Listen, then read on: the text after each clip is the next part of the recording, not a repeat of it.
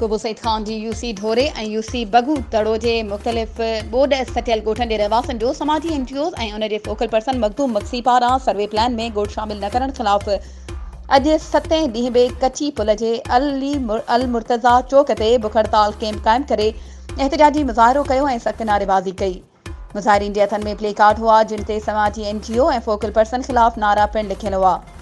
अगवाणम दरिया ख़ान खोसो दादन चांडियो न्याज़ल खोसो समेत ॿियनि मीडिया अॻियां दाहींदे चयो त समाजी NGOs ऐं फोकल पर्सन जी ज़्यादतियुनि ख़िलाफ़ 7 ॾींहनि खां सरापा एहतजाज आहियूं जंहिंजो हिन महिल ताईं कंहिं बि अमलदार नोटिस नाहे वरितो।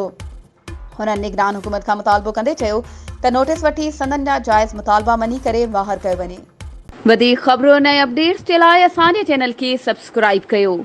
ऐं हा बेल आइकन खे प्रेस करणु न विसारिजो त जीअं असांजी हर नई अचण वारी वीडियो तव्हां ताईं पहुची